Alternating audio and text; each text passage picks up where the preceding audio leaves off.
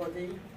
My name is Samantha and I'm here today with my colleagues who will introduce a bit later on to introduce you to sickle cell cause.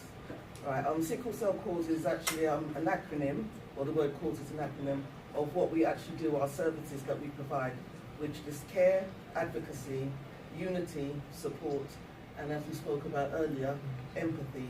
And empathy is very strong on our agenda because they don't have it, you know, and it's something that is sorely lacking, and it's a game changer. You know, this empathy, when you walk through the door, well, sometimes you're carried through the door, and they're, you know, coming up with their behaviour. This empathy thing, just if they had that, a whole new different, you know, a difference in treatment and our well-being could be addressed. But you know, so empathy is something that's very strong with us. Explain a bit about us. I had to put this thing together yesterday because the last couple of days I've been flat out. So today I'm, you know, tramadol, good stuff, you know. Got me here today. Right. So we're the Sickle Cell Care Advocacy with Unity Support and Empathy Group, otherwise known as SCCAUSE. We are a voluntary organisation, and we're created under the umbrella of Healthy Living International. Healthy Living International is an organisation that deals with like the youth, nation building, business. We do a lot of workshops with regards to health, healthy eating, holistic, you know, and so forth. And many of the members of Healthy Living have sickle cell or other illnesses, and we recognise that they needed to be a stronger body than that was out there already, you know, to recognise what a sickle cell patient actually needs in the community, covering the areas of what is in the title, you know. So that's when Sickle Cell Cause was created, right? So it's at grassroots level. We'll deal with the people that have the actual condition, the carers, the siblings, you know, the whole family unit, everybody that is affected by sickle cell. So you'll see that a lot of our mission statements where it says people that are affected by sickle cell, it's not just the patient, the whole family, the teachers that are teaching, you know, children with sickle cell, the GP, you know, everybody that's involved, you know, we deal with them, you know. Right, so what do? We do advocacy for the correct housing conditions, and housing conditions is something because that can be the difference between life and death. Just living in the conditions that, you know, that are given, or, you know, given out. So I think that from the offset, it should be recognised about the correct housing conditions. In the 80s, they used to have, like, there was, you know, a criteria for the conditions that a sickle cell patient, you know, could live under. You know, so you couldn't be above the second floor, you know, there couldn't be no damp, no draft, no, you know, and if there was, they provided draft proofing, and, you know, blankets were given and heating and, you know, extra money for heating. For some reason, they've cut it all, and they seem to be putting people on 12 floors and, you know, in damp conditions, so that needs to stop, you know, so we need to come together and put stop to it, basically. You know, so like for housing conditions, you know, support with the general practitioners, because not every GP, in fact, not every doctor goes through sickle cell training, as was mentioned, and they need to know what they're dealing with. So we go to visit the GPs and let them know if they've got a patient, this is what the type of care a sickle cell patient, you know, needs. You know, promoting the agenda for sickle cell needs and awareness on an individual, local, and international level.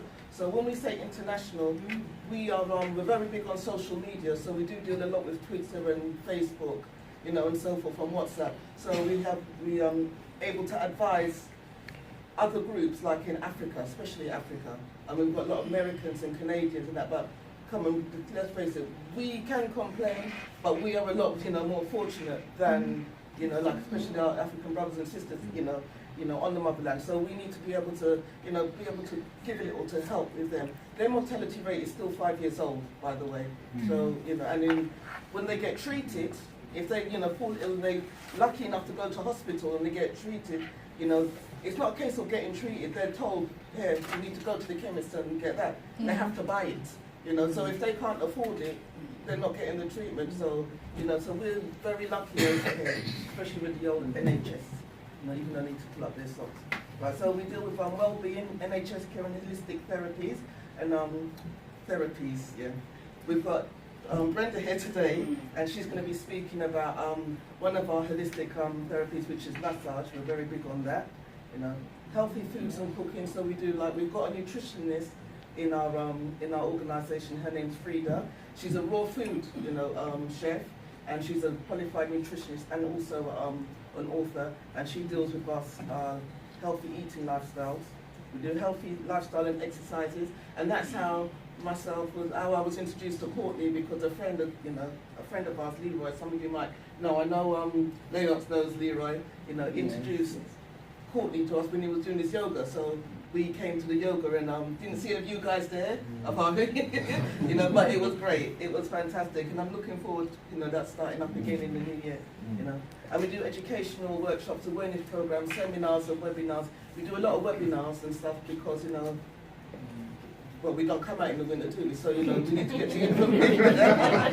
So have to use the channels of what we have nowadays. So we advise having signpost groups. So we have a welfare department, and we've got qualified welfare officers, that deals with like families and so forth, so that everything is sort of like dealt with at a professional level. The group, let me just follow this slide because I put it in some kind of order yesterday in my haze. So this is Dr. Neville Clear. He was a sickle cell warrior. I don't know if everybody in this room has heard of him. Yeah. Right, now this guy, right, he passed last year, sadly to say. He's a sickle cell warrior. He was the guy that created the blueprint for sickle cell support. We wouldn't have sickle cell support if he didn't create, and it began with OSCAR, the Organization of Sickle Cell Anemia Research, OSCAR, right? And that was the first ever sickle cell support group in Europe, UK and Europe. Even the Sickle Cell Society came off because one of his colleagues that he had brought in, Elizabeth, he brought Elizabeth in, and then she started off the society. So it all started with Oscar, and this is the guy. It's very sad that he passed last year, but he's very inspirational guy. And I was lucky enough to call him a friend. He advised me over the years when I was doing my sickle cell work. He was like the guy that my go-to guy. So, and he's very staunch with advocacy. He wasn't taking, and since he's gone, I've noticed that stuff is slacking.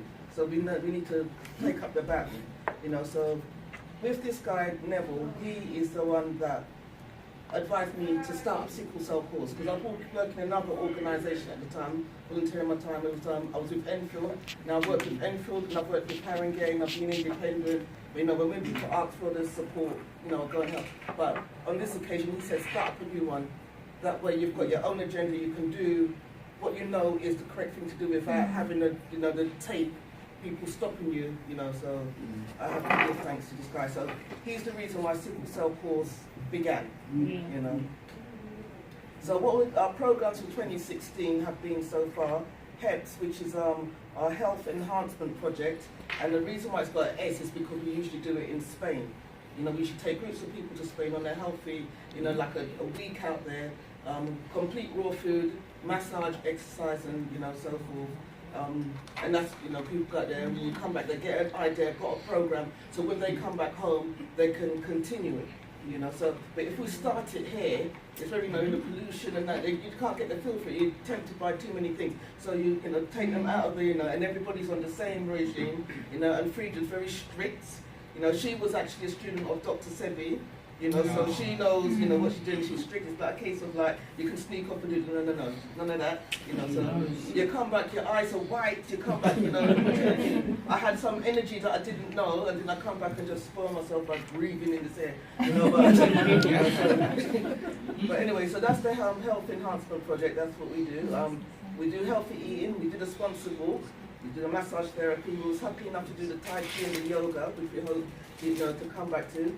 We're starting up the cycling workshop, but it didn't actually, it's still on this thing, but it hasn't actually happened yet. I don't know if you met Ricardo from the, I'm going to introduce you anyway, the Brockstone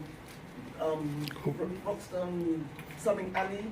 They do bike rides and they take they actually, because they like doing it, they go and and get sponsors for themselves and ride, and then they donate their money, but they said that they're going to do shorter exercises for people with sickle cell so that they can learn to ride bike and join in, for those that want to ride the bike, there is, I'm You happy.